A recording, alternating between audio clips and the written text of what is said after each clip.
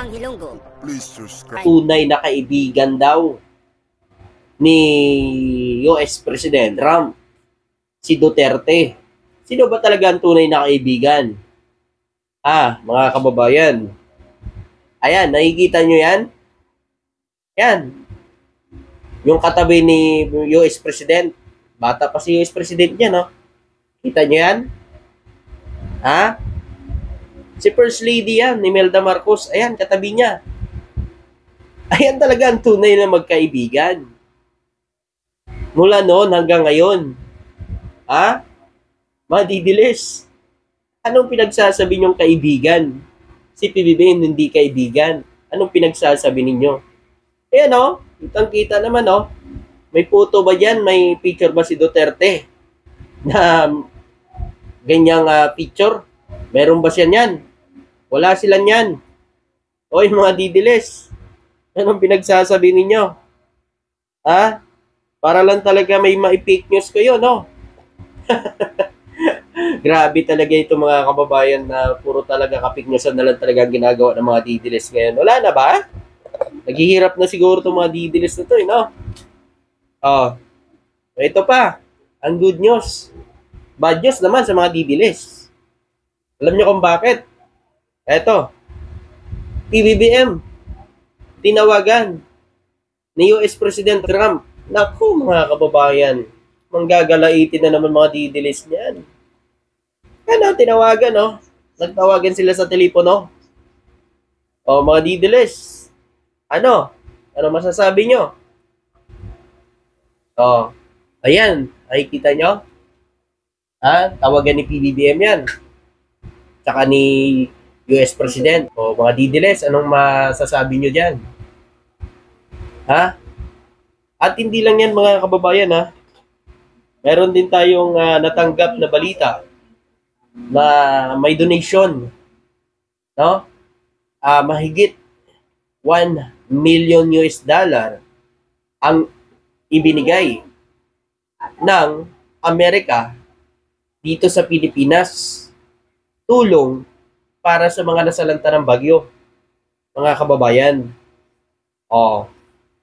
Pag China ba, tutulong ba sa atin yan? Tutulong ba ang China sa atin? Mga kababayan. Ayan tingnan nyo.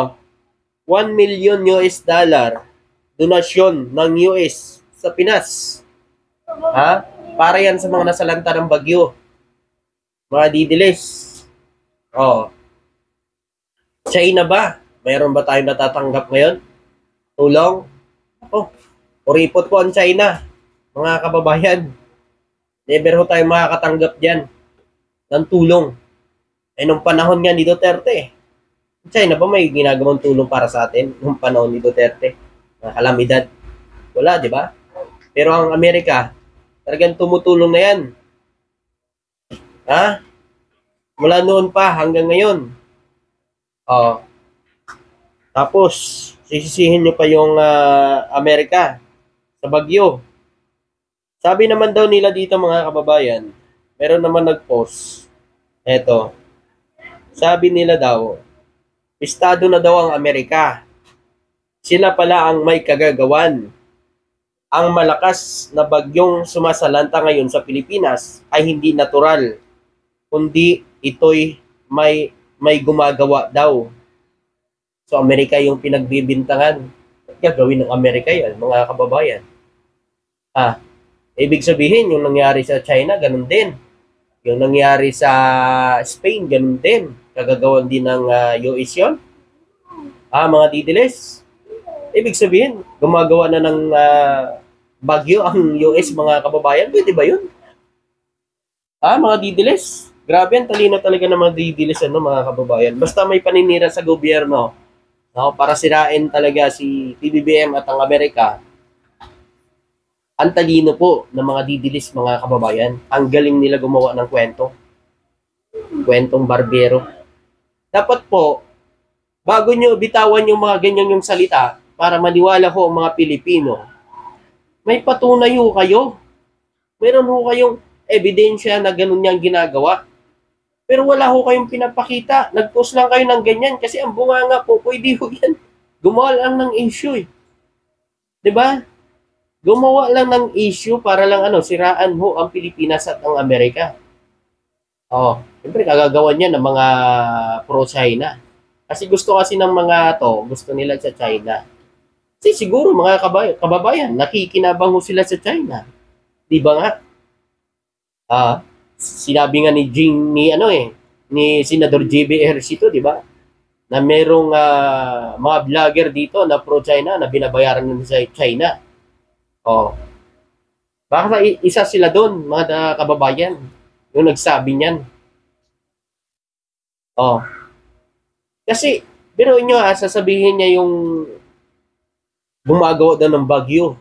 Gumagawa daw ng kagagawan daw ng US ang pagkakaroon ng bagyo dito sa Pilipinas, mga kababayan. Pero wala siyang pinapakitang ebidensya na nagpapatunay na Amerika nga ang gumawa niyan, ng bagyo na yan, mga kababayan. Ewan ko na lang talaga mga kababayan, anong iisip nitong mga didilis na ito? No? Ano kaya nangyayari na sa mga utak ng mga didilis, mga kababayan? Kung ano-ano na lang ang pumapasok sa mga isip nila, no? Katulad na lang ng amo nila, kung ano-ano na rin ang pumapasok sa mga isip nila. Kung ano-ano na lang ang bitawan ng salita. Ha? Katulad na lang kay Trillanes. Ha? Nagkasagutan si Trillanes at saka si Duterte, di ba, nung Congress hearing po, mga kababayan. Muntik pa ampasin ni Duterte sampalin si Trillanes eh. Si Trillanes magpapasampal eh. Bakit? Sa tingin nyo magpapasampal lang si Trillanes? Baka isang suntok lang yan si Digong nyo, tulog na yan. Halos di na nga makalakad, mananampal pa. Kahit nga bata siguro, itulak yan, wala na yan, tumba na yan eh. Diba? Tapos, sasampalin niya pa si Trillanes. Ayan ayan, makikita nyo ba yan mga kababayan? Ayan, nakikita nyo ba yan? Itong si Trillanes, sabi ni Duterte, talagang Malacanang sponsor yan. Hindi gagalaw yan, nang ganoon walang pera yan. Wow, di nga. Gumaganti lang si Trillanes sa pinaggagawa ninyo noong panahon niya. Na sinasabi nyo kung anong sinasabi nyo sa kanya na wala naman kayong patunay, hindi nyo napakulong eh. Ngayon nagkaroon ng pagkakataon si Trillanes. Ngayon sasabihan nyo tao ng Malacanang. Grabe Paano kasi gawain nyo yan dati? Siguro Tatay Digong. Kaya ngayon, binabato nyo sa Malacanang. Oh. Diba? Si Trillanes may sariling opinion yan, may sariling desisyon yan. Ha? Kung meron kayong ebidensya na tauhan siya ng Malacanang, ba't di ilabas? Diba?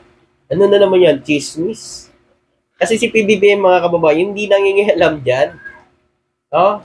Nakayain niya yung batas. Talaga ang humusga. Kaya kay PBBM ngayon, talagang mayroong batas na ngayon, mga kababayan. May batas na ngayon. Walang kinikilingan, mayaman man o mahirap. May batas na ngayon sa panahon ni BBM. Di ba?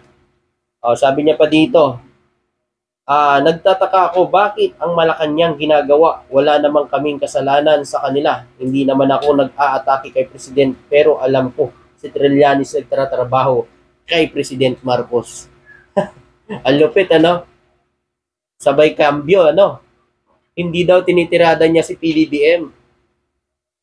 Magsasalita ba yung mga kampon mo na adik si PBBM o nagdodroga si PBBM? Kung hindi ka nagbitaw ng mga ganyang salita, diba sa'yo mismo nanggaling yan, may adik tayong presidente. Tapos sabay kambyo ngayon, hindi niya sinisiraan si PBBM. Ikaw nga nag-unang bitaw niyan eh. Si PBBM ba? Narinig niya ba na nagsalita siya tungkol sa inyo? Tatay Digong? Mayroon ba siyang binitawan na salita sa inyo na masasama? Wala, di ba? Kay BP, may sinabi ba si BBM? Kahit hukayin niya ang libingan ng ama ni PBBM, tatapon sa West Philippine Sea. May narinig ba kayo? Mga kababayan natin? Wala. Tapos sasabihin niya, hindi niya daw sinisiraan si PBBM. Ano yung pinagsasabihan noon? Sa mga rally nila. Tapos ngayon, sabay kambyong ganyan. Dahil ngayon, mayayari na sa kay Trillanes. Di ba nga sa Congress, mga kababayan, di ba? Sabi niya, pagsisipahin, pagmumurahin. Natamimi pala yung tatay niya dun eh. Sa Senado lang mangyayari yun. Sa Congress hindi mangyayari yun. Pinuputakti niyo pa ngayon yung Congress. Yan ang gumagawang mga tama sa kanilang mga tungkulin. Tapos sasabihin nyo, bias ang Congress. Makikita natin kung sino ang bias. Mga kababayan. Pero sa mga kababayan natin, good job po sa ating Pangulo. Congratulations po. Dahil mismong si Presidente ng Amerika ang tumawag kay PBBM. At kinakongratulate naman siya ni PBBM sa kanyang pagpanalo bilang Presidente ng Amerika. At ito po, mga kababayan, para hindi tayo ma-fake news, meron tayong ipapaninig dito sa mga didiles para tauhan. Ito.